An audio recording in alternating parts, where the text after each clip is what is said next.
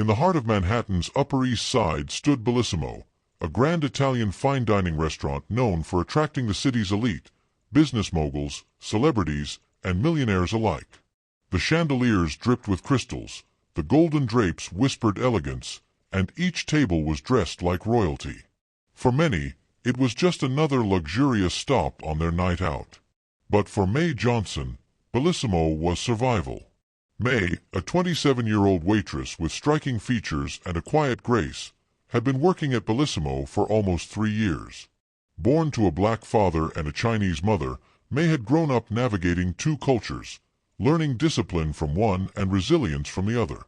Fluent in English, Mandarin, and Cantonese, she had a gift for languages and a dream of becoming a professional interpreter. But dreams didn't pay rent. So every night, May tied her apron, plastered on a smile, and served food with practiced grace to people who often didn't see her as more than a uniform. One Friday night, Bellissimo buzzed more than usual. A high-profile tech investor, Charles Wexler, a billionaire with a reputation for arrogance, had reserved the VIP lounge for a private gathering. The entire staff was on edge. The manager, Luca, gave a stern briefing. No mistakes, no interruptions, and definitely no phones on the floor. May nodded along with the rest. But her mother, recently hospitalized after a sudden collapse back in Queens, had been unstable. May kept her phone tucked deep in her pocket, silenced, but within reach. As she delivered wine to Wexler's table, where he sat surrounded by venture capitalists and elite entrepreneurs, her phone vibrated. She froze for a heartbeat. Then another buzz. Her instincts screamed at her. Something was wrong. Apologizing softly, May stepped back from the table and took the call near the grand mirror beside the draped curtains. "Hello. Mom, are you okay?" Her voice was low but urgent, filled with emotion. The Mandarin words flowed naturally, rapid, emotional, authentic. From the corner of her eye, she noticed Charles Wexler glance her way. His expression shifted, first surprise, then something colder. "Mom, wait, I'll come soon." She ended the call and turned around, her face composed. But it was too late. Wexler's icy stare lingered. He leaned in to his assistant and muttered something. A ripple of glances followed. Back at the staff station, Luca cornered her. "What were you thinking answering a call in the middle of service? And speaking Chinese in front of a VIP client? Are you trying to embarrass us?" May's heart sank. "It was my mother. She's sick. I had to. Save it. We'll talk after the shift." The rest of the evening passed in a blur. No matter how many plates May carried or how gracefully she moved, she could feel eyes on her. Whispers. Tension. When the clock struck midnight and the last of the guests left, Luca called her into the back office. Without ceremony, without compassion, he delivered the blow. "You're dismissed. Fired. For what? Caring for my mother. You broke protocol. You spoke a foreign language in front of a VIP. Mr. Wexler specifically requested you be removed." May stood frozen. The walls of Bellissimo, once merely cold, now felt suffocating. She walked out into the freezing night air, her hands trembling. The golden glow of Bellissimo faded behind her. The city didn't stop. The cars still honked. The stars still blinked. But May's world had shifted. She had answered a call, a lifeline to her mother. And in doing so, she had lost her livelihood. But little did she know, that call had started a chain of events she could never have imagined. The next morning, May sat at her kitchen table staring into a half-empty mug of coffee. Her phone buzzed again. It was the hospital. Her mother was stable now, but the bills were mounting. Rent was due in 10 days. May had less than $300 to her name. As she scrolled through job listings, none of them felt right. Her resume was rich in experience but thin in prestige. No one wanted a fired waitress, especially one labeled as difficult or unprofessional. Later that afternoon, as she helped her mother with lunch in the hospital, a nurse approached her. "You're May, right? Someone left this for you at the front desk." She handed May a sleek, embossed envelope. No name, no return address, just her first name, handwritten in calligraphy. May opened it carefully. Inside was a card with a single sentence, "You were heard." Confused, she turned it over. Nothing else. That night, May received a LinkedIn message from a recruiter at LinguaBridge, one of New York's most competitive interpretation firms. The recruiter, Grace Chen, said she had heard about May's fluency and poise under pressure and wanted to meet. May's first instinct was skepticism. Who had told her? And how had she even known May was looking? At the interview, Grace welcomed her warmly. "I've heard a lot about you, your background, your linguistic abilities, and what happened at Bellissimo." May stiffened. "I'm not sure that's a good thing. It depends on who's telling the story. We saw footage." Footage? From a diner who filmed it discreetly. You showed compassion, composure, and fluency under pressure. Not everyone would have answered that call. Not everyone could switch languages with such ease. May was speechless. "We're looking for people like you, May. People who can navigate tension and language. There's a client we want to pair you with for a special assignment. High stakes. Short term. But if it goes well, it could lead to something permanent." May leaned forward. "Who's the client?" Grace paused. "You may recognize the name. Charles Wexler." The room fell silent. "The same Charles Wexler who got me fired?" "Yes." "He doesn't know we're considering you yet. But he's launching a cross-border tech investment initiative in China. He needs an interpreter with native-level fluency." May's pulse quickened. The irony wasn't lost on her. You'd be shadowing him for a 2-week trial. If you impress him, it could lead to a permanent in-house role. May thought of her mother, of the rent, of Bellissimo. Then she thought of Wexler, the way he looked at her like she was a problem. "When do I start?" Grace smiled. "Tomorrow." As May left the office, she felt a strange mix of fear and power. Life had closed one door, but another had opened, in the most unexpected place. What she didn't know was that her presence in Wexler's world was about to stir up secrets he never intended to face. May stood at the revolving glass doors of Wexler Capital, her breath catching as she looked up at the tower piercing the sky. Her stomach fluttered with nerves. She adjusted her blazer, checked her phone for any messages from her mother, then stepped inside. The lobby was cold marble and chrome, humming with quiet power. Everyone walked with purpose, dressed in the sharp lines of ambition. May was escorted to the 32nd floor, where Wexler's personal executive suite was located. It was pristine, sleek, nothing out of place. She was led into a waiting room. After a moment, the door to the office opened, and Charles Wexler appeared. He didn't look surprised to see her. If anything, his expression was unreadable. He gestured to the seat across from him without a word. The silence stretched as he reviewed papers on his desk. Then, finally, he looked up. "You speak Mandarin fluently?" "Yes," May replied, maintaining composure. "And Cantonese?" "And French, conversationally."